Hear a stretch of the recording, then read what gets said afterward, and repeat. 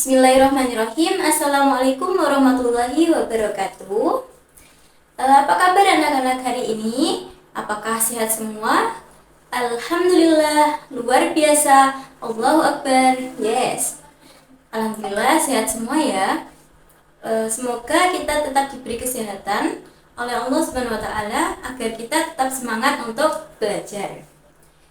Sebelum kita mengikuti pembelajaran pada kali ini, sebaiknya kita berdoa terlebih dahulu.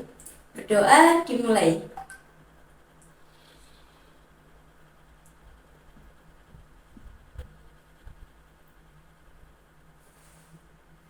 Berdoa selesai.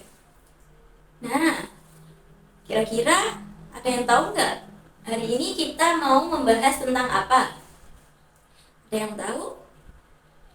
Nah, jadi hari ini kita akan membahas mengenai pengamalan Pancasila dalam kehidupan sehari-hari. Nah, kita lihat di situ ada gambar apa kira-kira? Itu adalah gambar ya betul, itu adalah gambar Garuda Pancasila. Apa sih Garuda Pancasila itu? Garuda Pancasila adalah lambang negara Indonesia. Burung Garuda adalah burung yang gagah dan perkasa. Dalam burung Garuda Pancasila tersebut memuat 5 simbol-simbol. Ada yang tahu nggak kira-kira 5 simbol Pancasila itu ada apa saja? 5 simbol Pancasila. Yang pertama, ada yang tahu gambar apa? Yang pertama ada gambar bintang.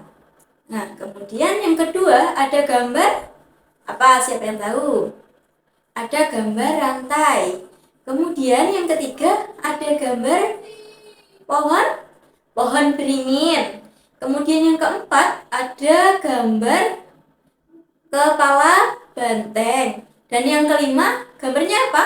Padi dan kapas.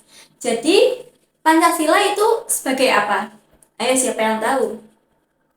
Pancasila adalah dasar negara Indonesia atau negara kita, ya. Nah, tadi kita sudah kan menyebutkan mengenai ada 5 simbol Pancasila. Nah, kita sekarang lihat tuh di gambarnya, itu sama nggak sih sama yang kita sebutkan tadi? Ada 5 tadi ya. Yang pertama ada gambar bintang tadi. Betul atau tidak gambar bintang? Betul. Yang kedua gambar rantai. Ada atau tidak di situ gambarnya? Ada. Kemudian yang ketiga gambar apa tadi? Gambar pohon beringin.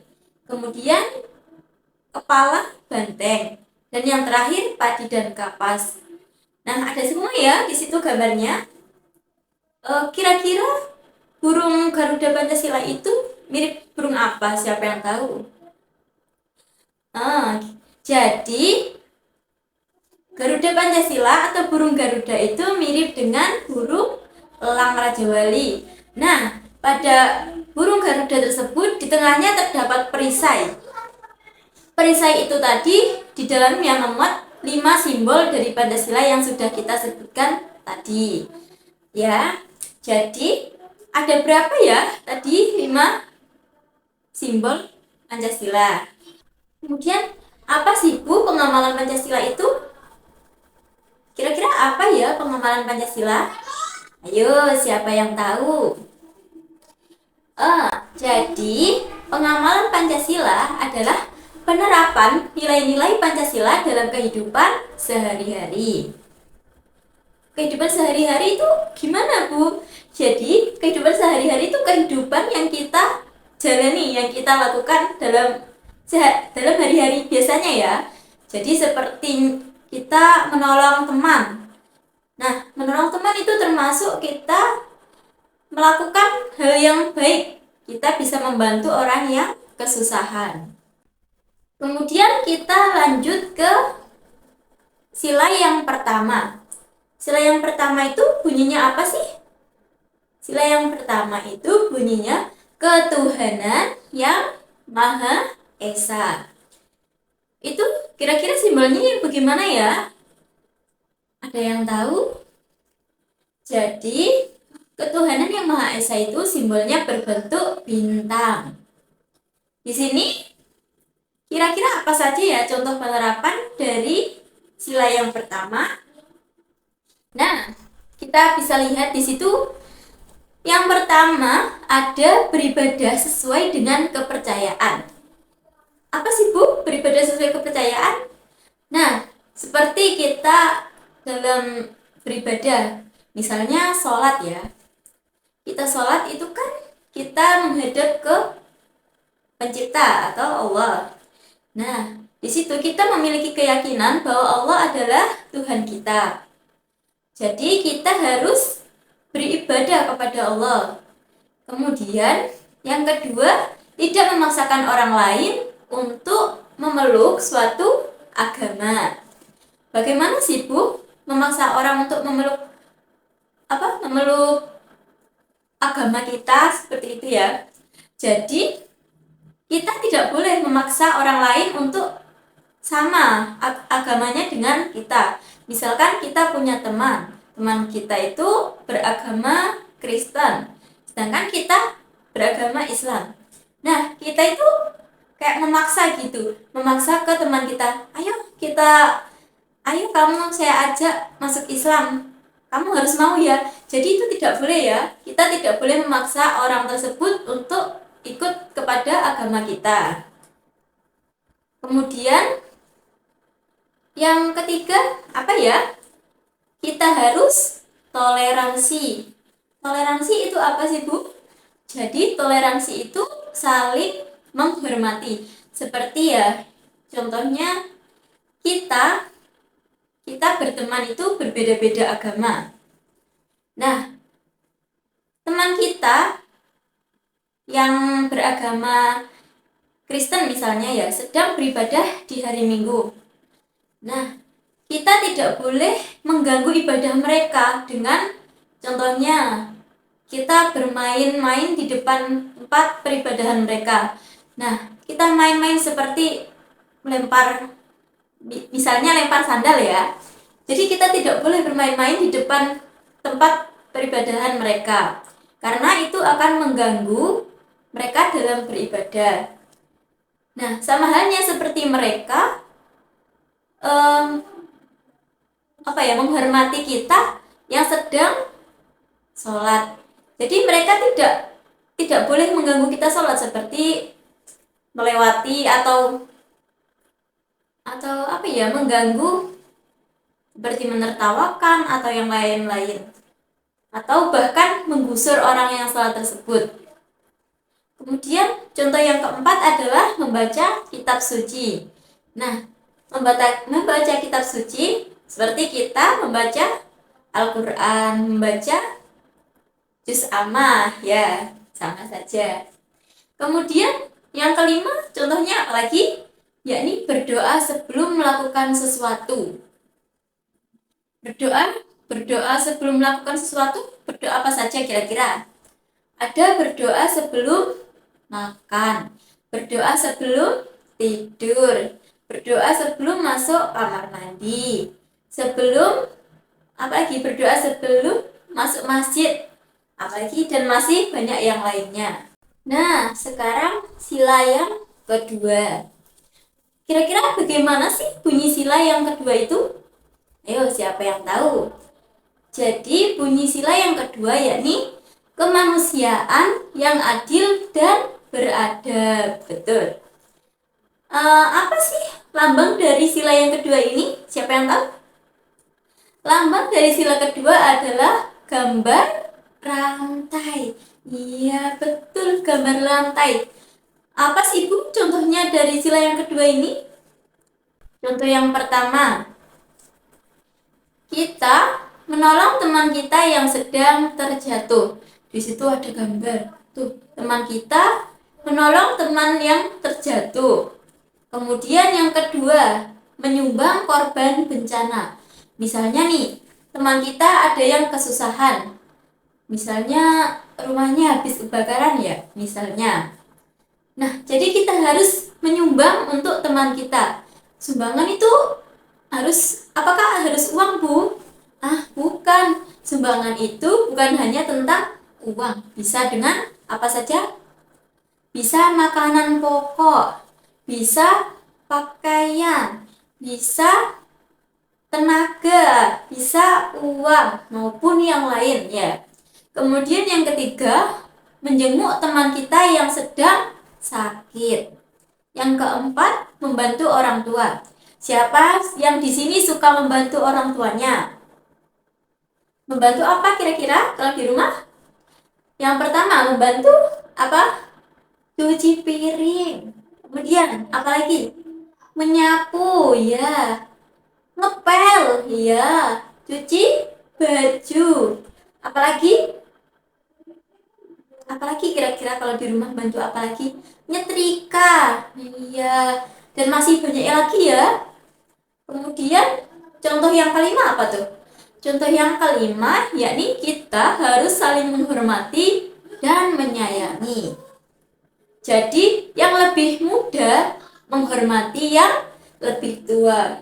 Kemudian yang lebih tua menyayangi yang lebih muda. Seperti itu ya. Selanjutnya yakni sila yang ketiga. Bunyi sila yang ketiga siapa yang tahu? Jadi bunyi sila yang ketiga yakni Persatuan Indonesia. Apa sih gambar atau lambang dari sila Persatuan Indonesia? Jadi lambang dari sila ketiga atau Persatuan Indonesia adalah pohon beringin. Iya, betul sekali, pohon beringin. Bagaimana sih contoh penerapan dari sila yang ketiga? Yang pertama, gotong royong atau kerja bakti. Nah, biasanya kalau di kampung sebelum apa ya? Misalkan per minggu ya ada gotong royong.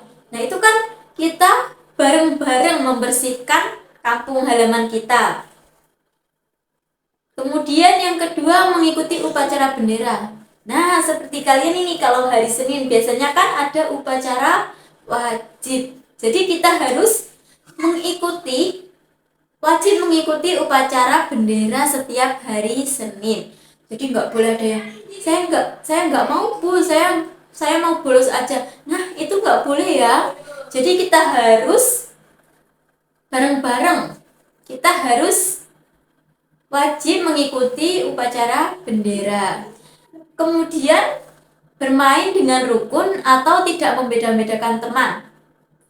Jadi kita tidak boleh memilih-milih teman. Misalnya nih ada teman kita yang beda bahasa. Nah, saya punya teman. Teman saya ini orang Papua misalnya ya, sedangkan kita orang Jawa. Nah, itu kan bahasanya berbeda ya. Nah, kita itu yang teman Jawa kumpul dengan Jawa, nah sedangkan yang Papua itu sendiri. Kan kasihan kalau nggak ditemani. Jadi kita tidak boleh memandang teman itu dari segi apapun, baik itu ras, kulit, bahasa, budaya, maupun yang lainnya. Jadi kita harus merangkul atau bersama-sama. Kemudian yang keempat, belajar kesenian daerah. Siapa yang tahu kesenian daerah itu apa? Jadi kesenian daerah itu seni yang kita budayakan pada daerah kita masing-masing. Misalnya di Jawa Timur tuh ada reog dari Ponorogo. Nah, kemudian yang kelima, cinta tanah air dan bangsa.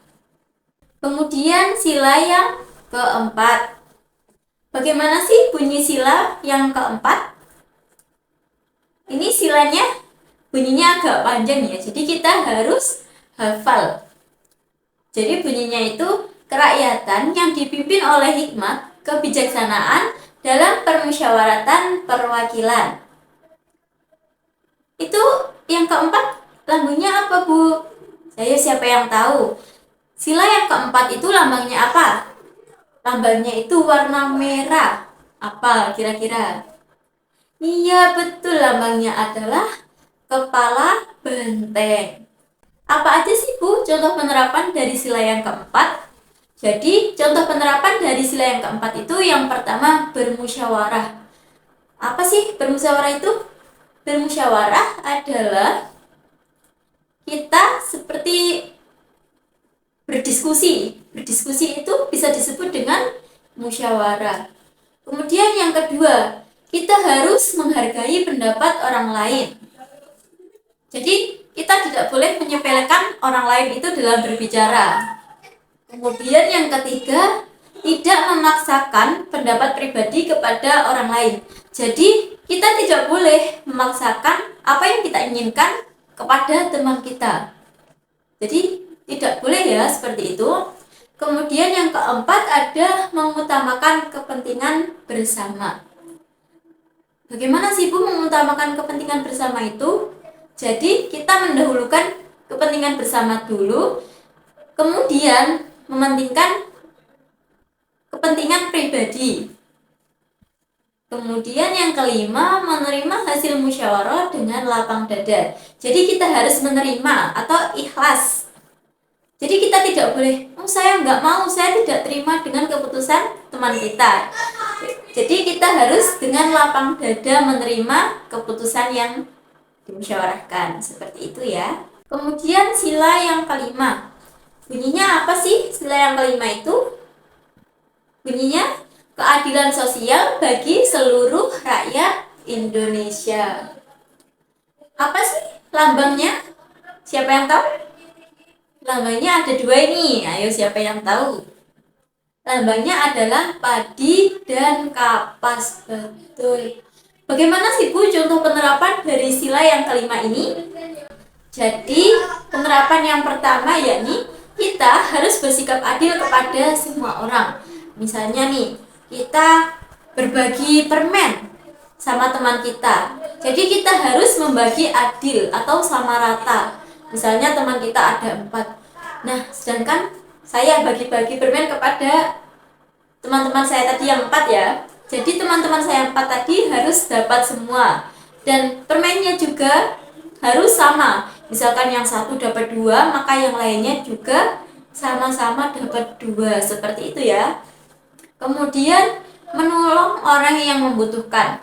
Misalnya di jalan ada orang yang ini biasanya kalau di lampu merah kan ada orang yang sedang meminta-minta ya. Jadi kalau kita bisa menolong mereka atau memberi apapun, meskipun kita tidak memberi uang, seperti kita bawa roti, nah itu bisa kita kasih ke orang yang sedang butuh tadi, memerlukan bantuan tadi. Kemudian yang ketiga yakni melaksanakan tugas piket. Nah, siapa nih yang di kelas suka tidak piket? Ayo, ikut piket semua ya. Nah, jadi tugas piket itu sudah dibagi adil oleh teman sekelas. Jadi kita harus melaksanakan piket itu dengan senang hati karena kita melaksanakan piket itu sudah ada jadwalnya, jadi kita sudah tahu. Kemudian yang keempat yakni menghormati orang tua. Nah, kita harus hormat tuh sama orang tua kita. Yang di rumah ada ayah, ibu, kakak, kemudian ada kakek nenek maupun yang lainnya. Jadi kita harus menghormati mereka. Dan jika mempunyai adik maka kita harus menyayangi adik kita. Nah, kalau di sekolah juga begitu. Kalau kita punya kakak kelas, kita harus menghormati kakak kelas kita. Sama guru kita juga harus menghormati. Seperti itu ya. Di sini apakah sudah paham dengan materi yang Ibu jelaskan tadi? Kalau sudah paham, sampai sini dulu Ibu tutup pembelajaran hari ini. Apabila ada salah kata maupun perkataan maupun ucapan, maka Ibu minta maaf yang sebesar-besarnya ya. Ibu tutup. Billahi taufik wal hidayah, waridha wal inayah. Wassalamualaikum warahmatullahi wabarakatuh.